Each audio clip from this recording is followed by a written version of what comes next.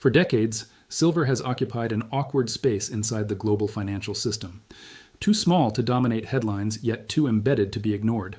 And that tension is resurfacing just as prices push into territory few participants have prepared for, raising questions most desks would rather not answer yet.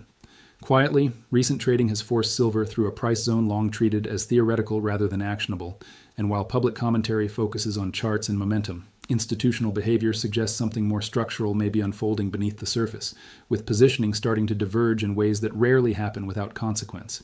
Historically, silver only moves like this when multiple pressure points align at once, not because of a single catalyst, but because old assumptions stop holding, and right now the assumption that silver remains a secondary, controllable market is beginning to fracture in ways that are difficult to reverse. At the institutional level, silver has never been priced purely as a commodity, even when the narrative says otherwise, and what's emerging now is a reminder that this market sits at the intersection of monetary signaling, industrial dependency, and balance sheet stress, a combination that rarely resolves cleanly. What's different this time isn't just the price level itself, but the speed at which prior resistance dissolved, suggesting that liquidity rather than conviction carried the move, a subtle distinction that tends to matter only after the damage is already done. Behind closed doors, risk teams don't debate whether silver can go higher. They debate how disorderly that process might become if hedges fail to behave as modeled, and recent price action has started to expose uncomfortable gaps in those models. For years, silver volatility was suppressed, not by stability, but by indifference, and markets that wake up from indifference often overshoot before participants understand what's changed, leaving those late to adapt reacting rather than positioning. The current price zone forces a reevaluation of supply assumptions that were built during a very different macro environment, and once those assumptions crack, the repricing tends to migrate from future screens into physical availability faster than most expect. What's being overlooked publicly is that silver doesn't need universal bullishness to move sharply. It only needs a narrow group of leveraged participants to adjust simultaneously, something recent volume patterns suggest may already be underway. Market behavior implies that some of the largest players are no longer treating silver exposure as a short-term trade, but as a structural risk variable, and that shift tends to precede phases where price becomes less predictable and more reflexive. Even more telling is what hasn't happened yet. There's been no broad media fixation, no retail frenzy, and no policy response language, a silence that often marks the early stage of transitions rather than their end. When silver last entered a similar psychological zone, the narrative lagged the market by weeks, not days, and by the time consensus caught up, positioning had already hardened in ways that limited easy exits. What matters now isn't whether silver can hold above recent levels, but whether the market has unknowingly crossed into a regime where traditional anchors no longer apply, a threshold that tends to reveal itself only after volatility spikes.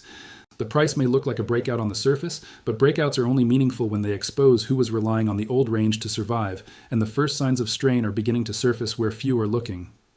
If this move were purely speculative, the structure would look different, the flows would feel lighter, and the reversals would be sharper, yet what's emerging instead suggests a slower, heavier shift that resists easy correction. That distinction raises an uncomfortable possibility that silver's move isn't leading sentiment, but lagging a deeper adjustment already taking place elsewhere in the system, one that hasn't yet been priced honestly. And if that's true, then the question investors should be asking isn't whether this rally extends, but what breaks first if it does, because silver has a history of revealing stress before it's acknowledged publicly. Behind closed doors, the first reaction to silver crossing into the mid-80s wasn't excitement, it was recalibration, because price levels that were once academic footnotes suddenly started appearing in live risk reports, and that shift alone changes how institutions behave. What's rarely discussed is that most large participants don't anchor silver exposure to spot price at all, but to volatility bands and correlation assumptions, and those assumptions were built during a decade when silver rarely forced uncomfortable conversations.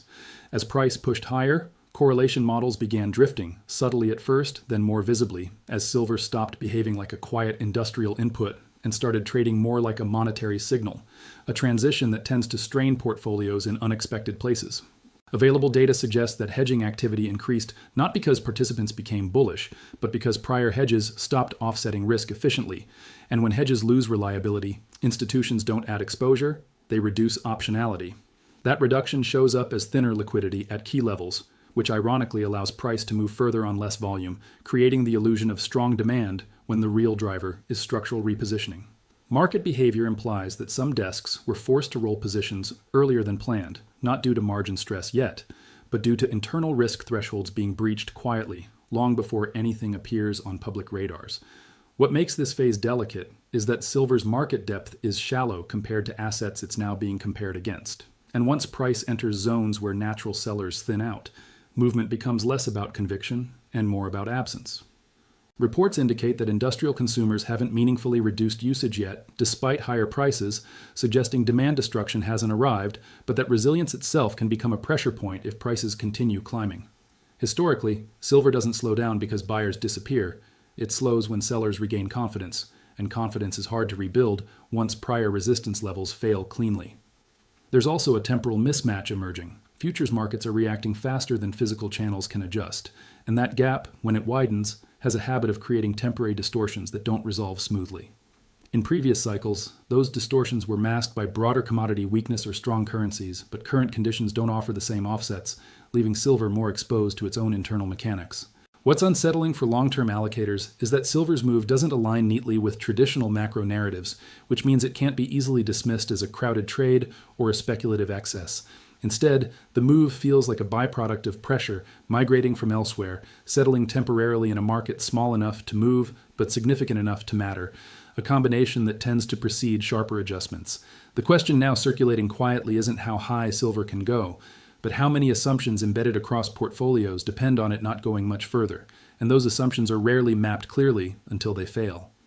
As silver stabilizes at levels once thought unreachable, the system is being forced to reveal where its tolerance actually ends, and that boundary may be closer than many expect. Historically, silver has acted less like a driver and more like a responder, absorbing stress that originates elsewhere before reflecting it back into the market with a delay, and recent behavior suggests that delay may be shortening.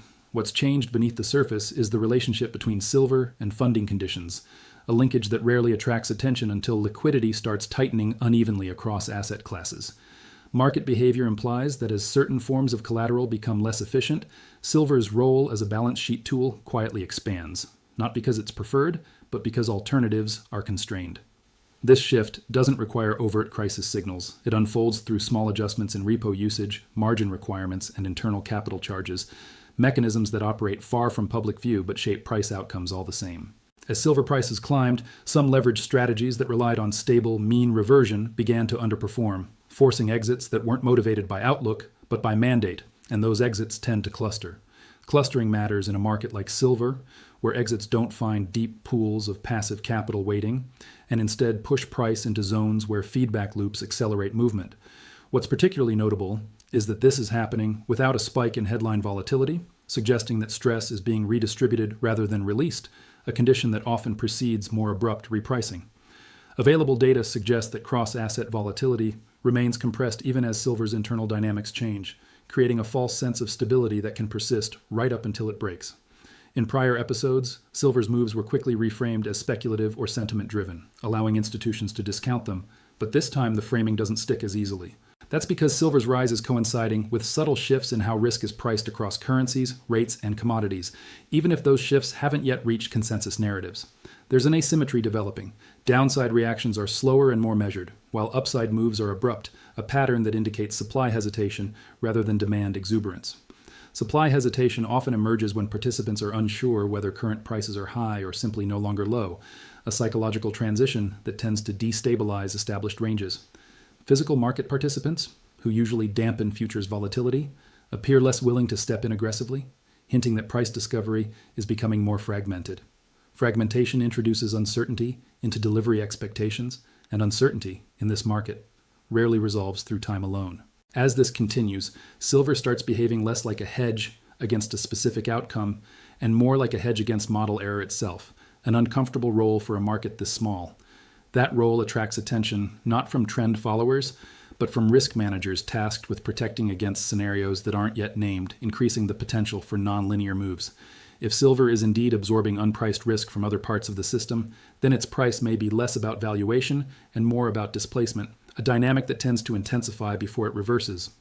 For decades, silver's dual identity as both industrial input and monetary proxy allowed markets to categorize it conveniently depending on the narrative of the moment. But that flexibility is starting to erode as price forces a choice that neither category fully explains. What's emerging is a tension between paper representation and physical constraint, not yet a rupture, but a widening gap that becomes harder to ignore as price remains elevated. Available data suggests inventories haven't collapsed.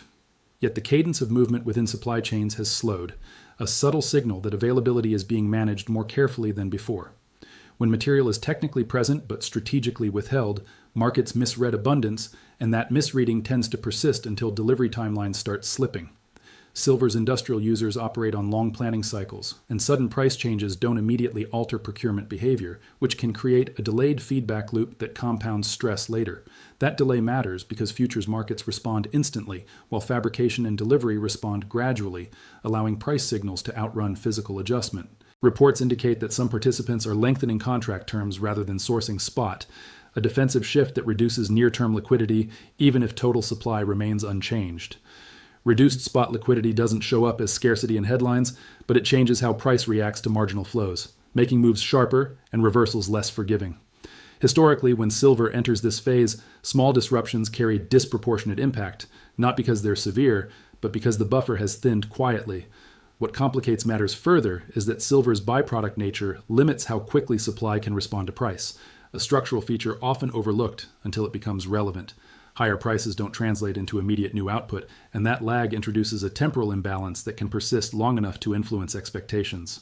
Expectations, once shifted, tend to reshape behavior even before fundamentals justify it, reinforcing the very pressure they anticipate. This reflexivity is dangerous in silver because its market size amplifies perception, turning cautious behavior into self-fulfilling constraint.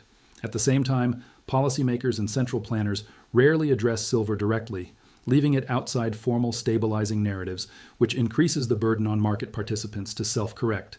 Self-correction works when participants trust the range, but trust weakens once the range is broken decisively, and recent price action has done exactly that. As the market adjusts to this new context, the question isn't whether silver is scarce today, but whether the system has enough flexibility left to absorb stress if conditions tighten further. At this stage, attention starts drifting toward actors who usually remain invisible, because silver's most consequential moves rarely originate from outright buyers, but from those quietly stepping away. What's unfolding now suggests a retreat from price making rather than a surge in speculation, a nuance that changes how the next phase tends to develop. Market behavior implies that some traditional liquidity providers are quoting wider, participating less aggressively, or shifting exposure elsewhere, small decisions that collectively thin the market. Thinner markets don't require strong opinions to move, they only require imbalance, and imbalance becomes easier to trigger when fewer participants are willing to lean against momentum. This dynamic often creates a false narrative of strength, where price advances appear confident even as the underlying structure grows more fragile. Fragility doesn't announce itself with volatility at first. It shows up as gaps, uneven reactions, and delayed stabilization after routine shocks. In silver, those signs are easy to miss because the market has always been episodic, but the current pattern suggests episodes are becoming more frequent and less contained. There's also a growing divergence between how silver is discussed publicly and how it's managed privately, with official commentary lagging internal adjustments by weeks. That lag matters because it allows mispricing to persist longer than expected, pulling in participants who don't yet see the full risk profile. Once those participants enter, the market's sensitivity increases not because they're wrong, but because they rely on different exit assumptions. Exit assumptions collide when price accelerates beyond modeled scenarios, forcing synchronized responses that amplify movement. What's notable is that these pressures are forming without a clear external trigger, implying that silver's move is endogenous, driven by its own structure rather than outside shock. Endogenous moves tend to be harder to arrest because there's no single factor to reverse, only behavior to unwind. As behavior shifts, silver begins to act as a diagnostic tool, revealing where liquidity is least resilient across the broader system. That diagnostic role attracts attention from institutions that don't normally touch silver directly, increasing indirect exposure through hedges and correlations. Indirect exposure often grows unnoticed until it matters, and when it does, adjustments happen quickly and with limited transparency.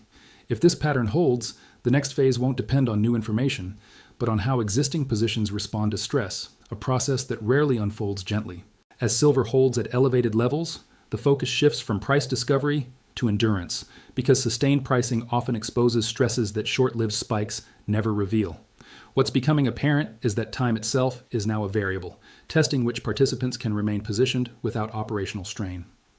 Available data suggests that rollover behavior is changing, with some positions being extended cautiously rather than expanded, a sign of commitment tempered by uncertainty. This cautious extension reduces immediate volatility but increases latent risk as more exposure accumulates without clear resolution. Latent risk tends to surface when something external forces a decision, and silver's sensitivity means that force doesn't have to be large. Small shifts in funding costs, collateral preferences, or regulatory interpretation can have outsized impact on positioning. What's unusual is that these potential triggers don't need to be negative. Even benign adjustments can catalyze movement when markets are tightly wound. Silver's current structure resembles periods where stability masked imbalance, allowing pressure to build quietly. When pressure finally releases, it often does so unevenly, rewarding flexibility and penalizing rigidity. Rigid strategies, particularly those optimized for range-bound conditions, face the greatest challenge in this environment. As those strategies adapt or exit, their unwinding becomes part of the price action, further complicating interpretation. This self-referential movement blurs cause and effect, making it harder to distinguish signal from noise.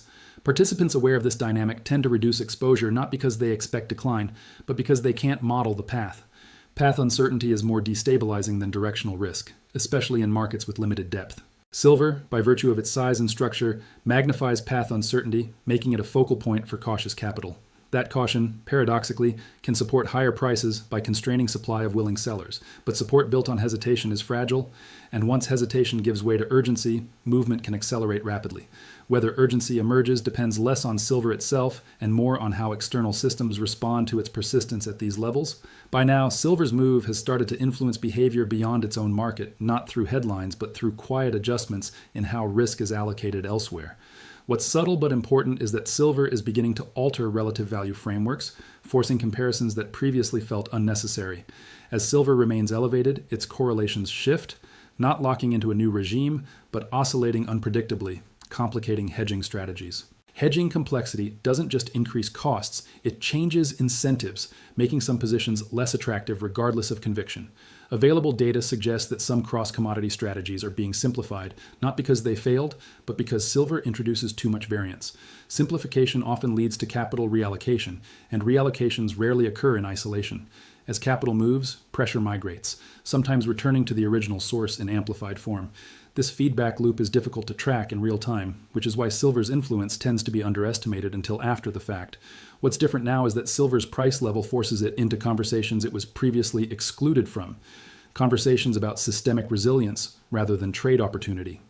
Those conversations are occurring unevenly, with some institutions adapting quickly and others relying on legacy frameworks. Legacy frameworks struggle in environments where historical boundaries no longer hold, increasing the risk of delayed response.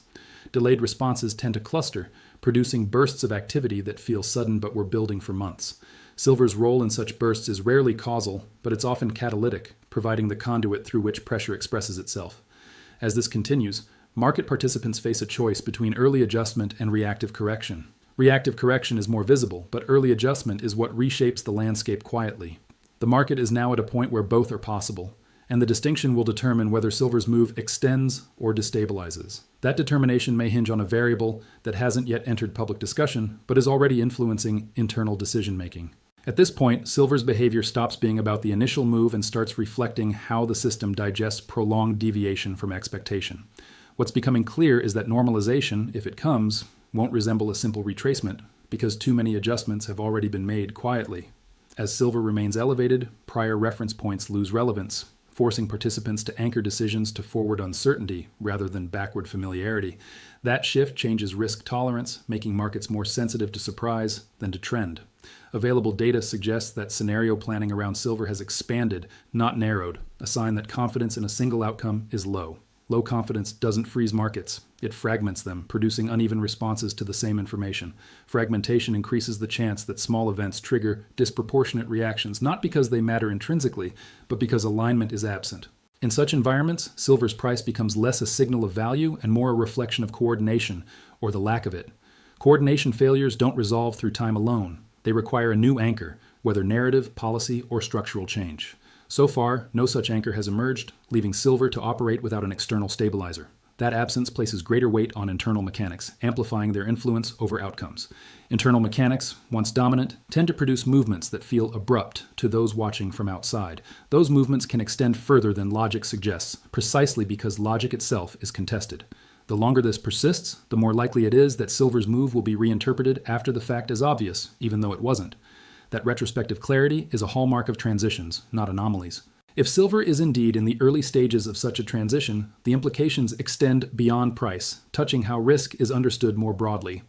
But whether this interpretation holds depends on what happens next, and that next phase has yet to reveal itself. For decades, silver's most consequential moments were recognized only in hindsight, not because the signals were absent, but because they conflicted with comfortable assumptions, and what's unfolding now fits that pattern uncomfortably well. What the recent break above long-dismissed levels reveals isn't certainty, but exposure. Exposure of models built for stability, exposure of liquidity taken for granted, and exposure of how quickly narratives fall behind structure. If this were merely a price story, it would already be losing momentum. Yet the persistence suggests something more durable is being tested, something that won't resolve through short-term positioning alone. Silver's history shows that when it moves quietly and holds, it's often reflecting adjustments happening elsewhere, adjustments that haven't yet found a cleaner outlet. That doesn't mean continuation is inevitable, but it does mean reversal won't be simple because too many decisions have already been made under the assumption that the old range no longer applies. The bigger question now isn't whether silver has peaked or paused, but whether the system has already accepted a new reference point without acknowledging it openly. Acceptance often happens in stages, first through behavior, then through language, and only later through consensus. We're still early in that process, where behavior has shifted, but language hasn't caught up. That gap is where mispricing lives longest, and silver has always been most dangerous and most revealing in that space.